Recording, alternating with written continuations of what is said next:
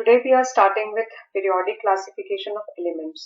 देखो, अभी हम चैप्टर के नेम से समझते हैं कि इस मॉड्यूल में हम क्या पढ़ने वाले हैं। Actually the name of the chapter is periodic classification of elements. तो एलिमेंट्स क्या होते हैं ये आपको पता होगा कि elements are the simplest substance known, जैसे कि कैल्शियम, मैग्नीशियम, आयरन, ऑक्सीजन।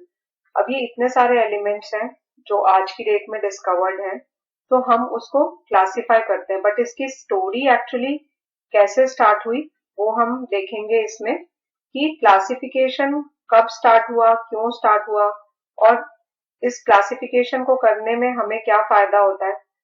देखो, पीरियोडिक का मतलब होता है जो एक पर्टिकुलर टाइम पे रिपीट होता है, that is known as periodic.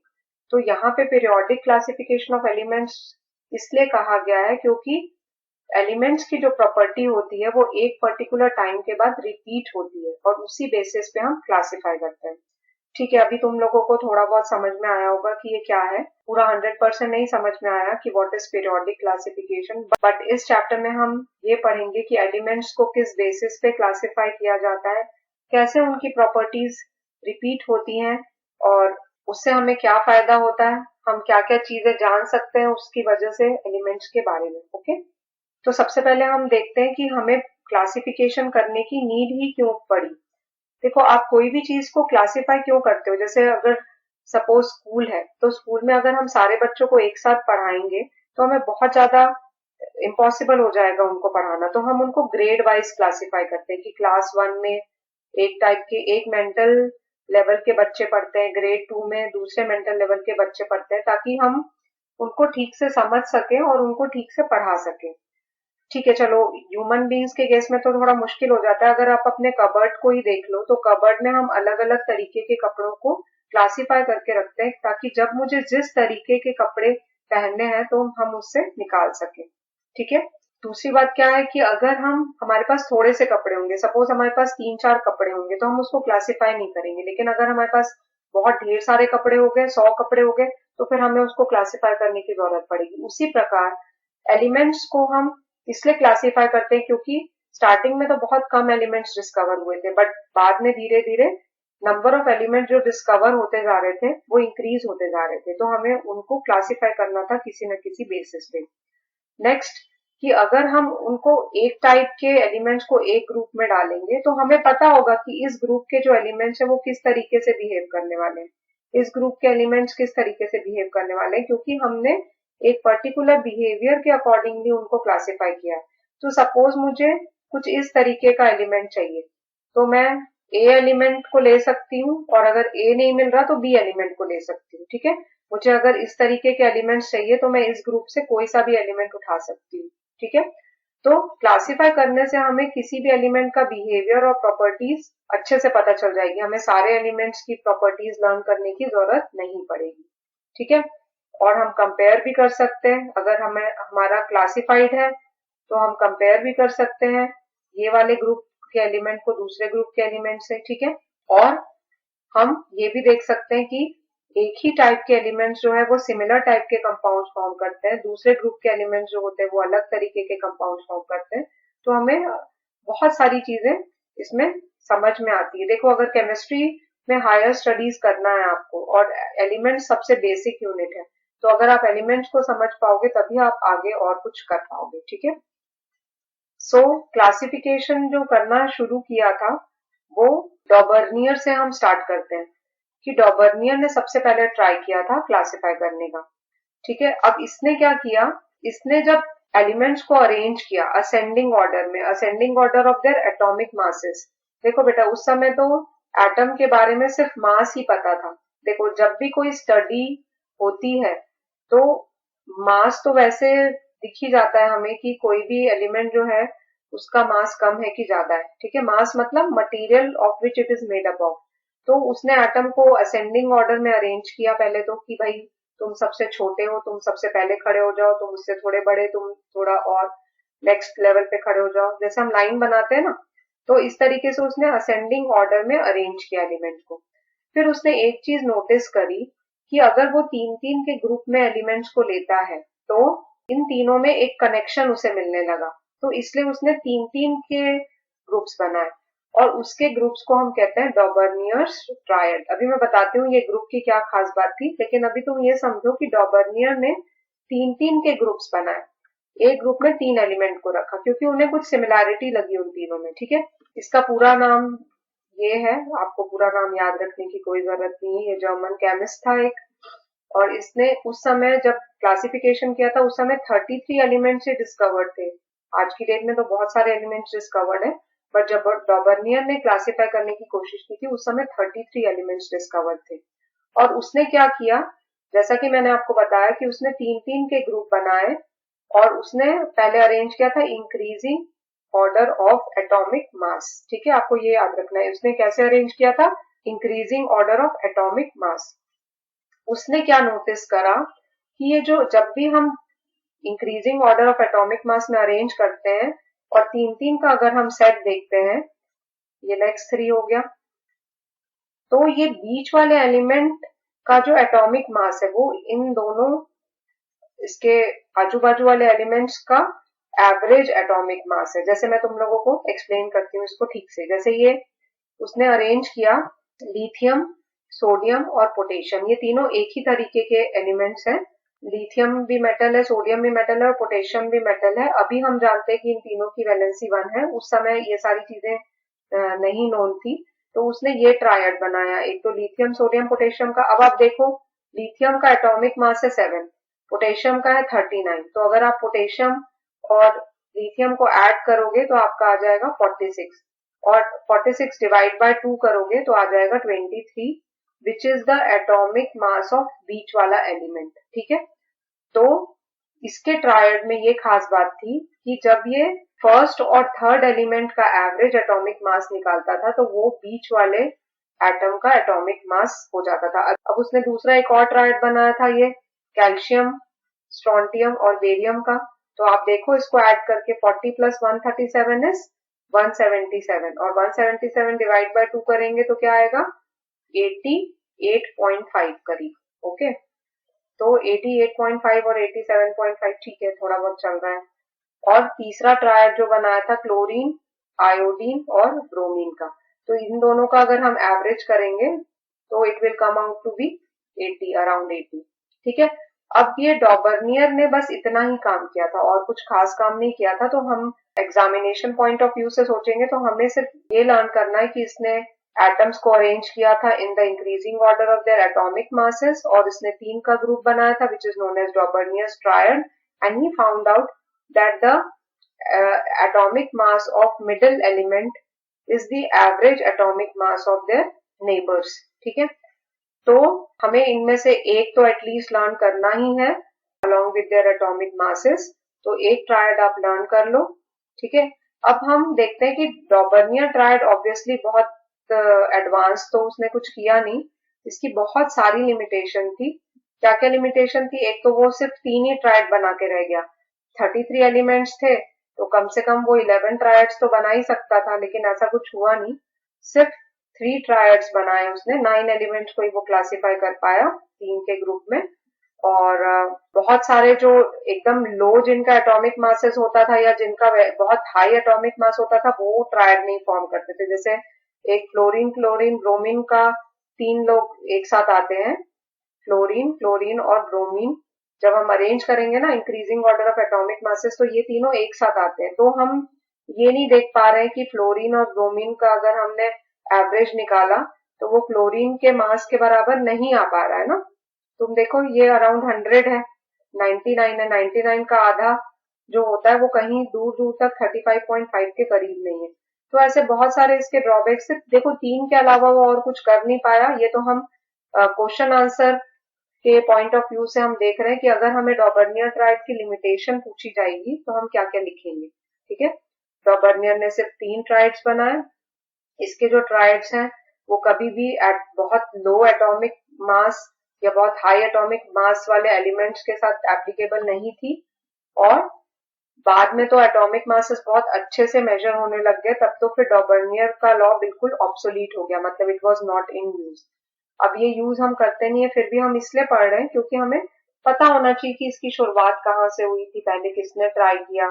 थोड़ा बहुत तो इसने ट्राई किया ना, तो उसको थोड़ा तो क्रेडिट मिलना चाहिए। ठीक है, तो डॉबर्नियर लॉ अभी ऑब्सोलीट है, अभी हम इसको कंसिडर नहीं करते हैं, but you should know. Okay, so these are the 3 limitations of Dobereiner triad and you should remember this from the examination point of view. आप ये 3 पॉइंट्स प्लीज लर्न कर लीजिए. ओके, अब डॉबर्नियर के बाद नेक्स्ट किसने ट्राई किया?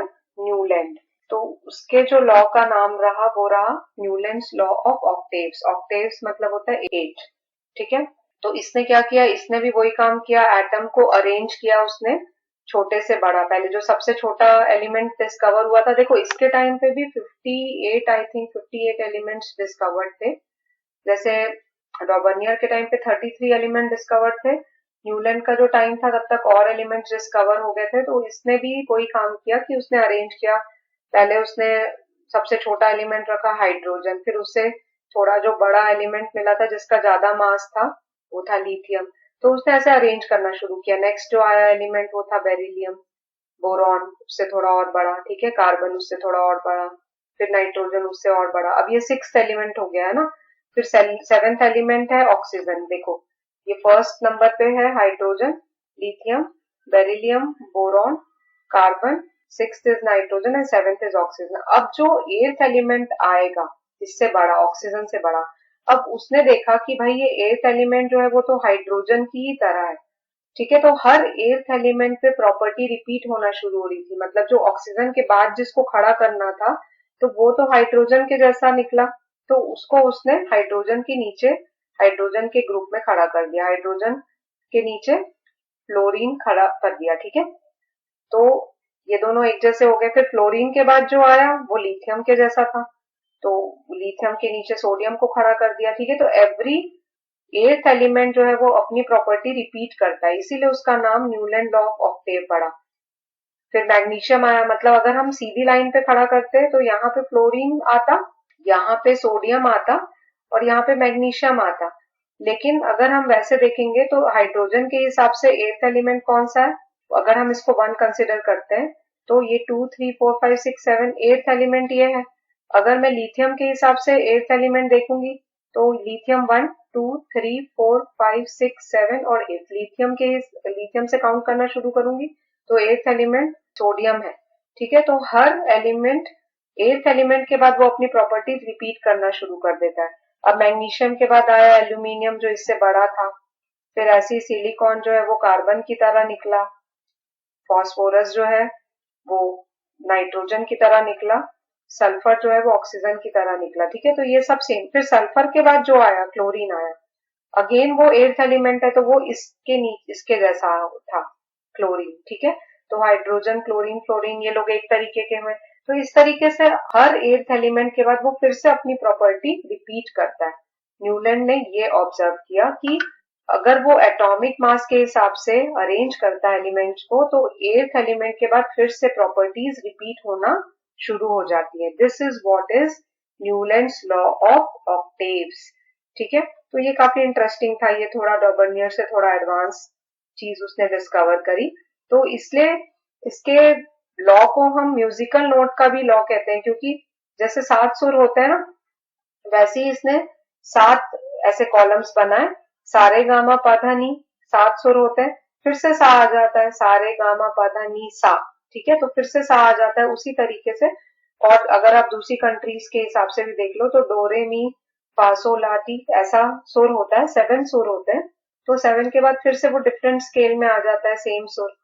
तो उसी प्रकार ये एलिमेंट्स भी कुछ इसी तरीके का शो कर रहे थे कि उन्होंने ये 7 ग्रुप्स बनाए. हाइड्रोजन, लिथियम, जैसे कि अभी हमने देखा hydrogen, lithium, beryllium, boron, carbon, nitrogen, ये सब असेंडिंग ऑर्डर में चल रहा है. फिर उसके बाद क्लोरीन, सोडियम ये रिपीट हो रहे हैं.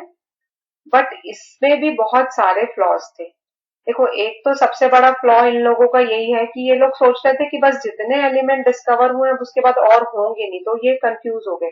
अगर इन्होंने थोड़ा सा दिमाग लगाया होता और थोड़ा सा सोचते कि भाई अभी और भी एलिमेंट डिस्कवर हो सकते हैं, इसलिए हमारा ये टेबल ठीक से नहीं बन रहा है, तो ये लोग भी अच्छा कर जाते. ठीक है, बट इन लोगों ने सोचा ही नहीं. इन लोगों ने सोचा कि अभी 58 एलिमेंट डिस्कवर्ड है तो 58 के 58 ही रहेंगे, तो उसी को ही इस टेबल के अंदर एडजस्ट करने की कोशिश करने लगे. तो अब हम देखते हैं न्यूलैंड लॉ के क्या क्या लिमिटेशंस थे. ठीक है, तो पहले तो हम ये देख लेते हैं कि न्यूलैंड लॉ का स्टेटमेंट क्या है, क्योंकि ये स्टेटमेंट एज इट इज हमें लर्न करना है to get good marks in exam की any given element will exhibit analogous. अब तुम्हें एनालॉगस वर्ड अगर डिफिकल्ट लग रहा है तो आप एनालॉगस को काट दो और सेम बिहेवियर लर्न करो कि any given element will exhibit same behavior to the eighth element following it in the table। और आप इसको अपने वर्ड्स में भी बोल सकते हो कि if the elements are arranged according to increasing order of their atomic masses, ठीक है, then the property of the eighth element will be the same as the property of the first element। ठीक है, तो इस तरीके से आप अपने वर्ड्स में भी इसको बोल सकते हो। एग्जाम्पल भी दे सकते हो आप कि sodium is the eighth element from lithium. Lithium और सोडियम में हम गैप देखेंगे तो इट विल बी 1 1 2 3 4 5 6 7 और 8। तो एथ एलिमेंट जो है वो अपने प्रीवियस फर्स्ट एलिमेंट के जैसा प्रॉपर्टी शो करेगा। तो you can give an example too. Now will see what are the limitations of Newlands law of octaves. अब लिमिटेशंस क्या है कि ये वाला जो न्यूलैंड लॉ ऑफ ऑक्टेव था ये सिर्फ कैल्शियम तक ही वैलिड था। एक बार हम वो टेबल देख लेते हैं। ये देखो कैल्शियम तक ही वैलिड था इसका जो लॉ था, क्योंकि बेरिलियम मैग्नीशियम और कैल्शियम ये लोग आपस में सेम है। बट ये जो एलिमेंट है वो इन लोगों की तरह नहीं था, क्योंकि वो अरेंजमेंट में तो आ ही रहा है, इसके नीचे आ रहा है अरेंज करने पर ये जो क्रोमियम है ये इनके जैसा नहीं है, बोरॉन और एल्यूमिनियम जैसा नहीं है। तो आगे सब गड़बड़ होना शुरू हो गया। तो इसका जो न्यूलैंड लॉ ऑफ ऑक्टेव है वो सिर्फ कैल्शियम तक ही वैलिड था। ये सबसे बड़ा लिमिटेशन है, सबसे पहला लिमिटेशन। ओके, उसके बाद सेकेंड जो लिमिटेशन है वो ये है कि 56 एलिमेंट, सॉरी मैंने 58 बोला था, बट न्यूलैंड के टाइम पे सिर्फ 56 एलिमेंट डिस्कवर्ड थे। तो न्यूलैंड ने सोचा कि अब बस 56 एलिमेंट ही डिस्कवर्ड है तो उन्हीं को वो एडजस्ट कर रहा था। बट उसके बाद और बहुत सारे एलिमेंट डिस्कवर हुए। अगर वो टेबल में कुछ जगह खाली छोड़ देता कि यहाँ पे अभी आएगा कोई एलिमेंट तो उसका फिर भी थोड़ा और ज्यादा नाम हो जाता न्यूलैंड का। ठीक है, बट उसने सोचा कि 56 एलिमेंट ही डिस्कवर्ड है, इन्हीं को कैसे तैसे करके इसमें ऑक्टेव में फिट करना है, तो उसने वैसा करने की कोशिश करी। तो ये एक बहुत बड़ा लिमिटेशन था उसका। थर्ड पॉइंट जो है कि उसने जबरदस्ती कुछ एलिमेंट्स को एक ग्रुप में जबरदस्ती एक से ज्यादा एलिमेंट डाले ताकि बाकी के आगे के लोग ठीक से एडजस्ट हो जाए। अब हम इसको फिर से एक बार टेबल देख के समझते हैं। ये देखो यहाँ पे इसने कोबाल्ट और निकल को एक साथ डाल दिया है ताकि ये जो कॉपर, हालांकि ये कॉपर भी इनके साथ मैच नहीं करता है उतना ज्यादा, तो आगे के एडजस्टमेंट करने के लिए उसने काफी सारे एलिमेंट्स को एक साथ भी डाल दिया और उसने कुछ डिसिमिलर एलिमेंट्स को भी सेम ग्रुप में डाला। देखो अगर हम टेबल देखते हैं तो ये कोबाल्ट और निकल जो है वो मेटल्स है। ठीक है, मेटल्स है। अब ये मेटल्स जो है वो हाइड्रोजन क्लोरीन फ्लोरीन के साथ क्या कर रहे हैं, जबकि ये नॉन मेटल्स है, तो ये काफी डिफरेंट है। फिर भी उसने जबरदस्ती इनके सेम ग्रुप में इसको डाल दिया ताकि आगे का सीरीज जो है वो ठीक ठाक बन जाए। तो उसने डिसिमिलर एलिमेंट्स को भी एक साथ ग्रुप में डाल दिया, ये एक उसका लिमिटेशन था। नेक्स्ट, ये जो मैं आपको बात बता रही थी कि कोबाल्ट और निकल को आयरन के पास रहना चाहिए था, क्योंकि ये तीनों एक जैसे होते हैं, मैग्नेटिक होते हैं तीनों, लेकिन बहुत दूर दूर हो गए वो टेबल में। ये देखो ये कोबाल्ट और निकल है और आयरन कहाँ है, ये काफी दूर के ग्रुप में हो गए ये दोनों। तो ये भी उसने मिस्टेक करी। तो ओवरऑल हम कैसे लिमिटेशंस बता सकते हैं न्यूलैंड के, अगर हमें लिमिटेशंस पूछा जाए तो आप बोलो कि it was valid up to calcium only. Second point बोलो कि he did not expect more elements to be discovered. At that time only 56 elements were discovered, so he was not expecting other elements will be discovered. जैसे अभी हम जो table देखते हैं ना उसमें हमने जगह छोड़ी हुई है, अभी भी बहुत सारे एलिमेंट्स का स्कोप है डिस्कवर होने का। ठीक है, अब थर्ड जो है वो पॉइंट हम बोल सकते हैं कि कोबाल्ट और निकल को उन्होंने क्लोरीन फ्लोरीन ब्रोमीन के साथ रखा, जबकि they are very different from cobalt और निकल। और चौथा पॉइंट हम बोल सकते हैं कि कोबाल्ट और निकल को आयरन से बहुत दूर रखा, जबकि आयरन के बहुत ही सिमिलर होते हैं ये दोनों। तो ये 4 पॉइंट्स हम लिमिटेशन के आराम से उनको बता सकते हैं कि he has grouped dissimilar elements just to adjust the elements later on, and similar elements को दूर कर दिया, डिसिमिलर एलिमेंट्स को एक ही ग्रुप में डाल दिया, कैल्शियम तक ही उनका ठीक ठाक था टेबल, और he did not expect other elements to be discovered in future. So ये 4 पॉइंट्स आप अच्छे से बता सकते हो विथ एग्जाम्पल, ताकि आप लिमिटेशंस बता सको। अब हम नेक्स्ट वीडियो में मेंडलीव पीरियोडिक टेबल पढ़ेंगे। मेंडलीव का बहुत नाम हुआ क्योंकि मेंडलीव ने बहुत सारा काम कर लिया था, और सबसे प्लस पॉइंट उसका ये था कि उसको पता था कि और एलिमेंट डिस्कवर हो सकते हैं। तो अभी भले चीजें मैच नहीं कर रही, बट लेटर ऑन जब एलिमेंट डिस्कवर होंगे तो वो खाली स्पेसेस जो उसने छोड़ी हैं वो भर जाएंगी। तो इसलिए मेंडलीव का सबसे ज्यादा नाम हुआ। नेक्स्ट वीडियो में हम मेंडलीव पीरियोडिक टेबल के बारे में देखेंगे। Okay, bye. 10 on 10 strives to make educational videos in a way that's easy for the student to understand the concept fully, yet in an easy way. Please subscribe the channel, share and like the videos, and if you find any problem in any of the topics, do write in the comment section. I'll be happy to help.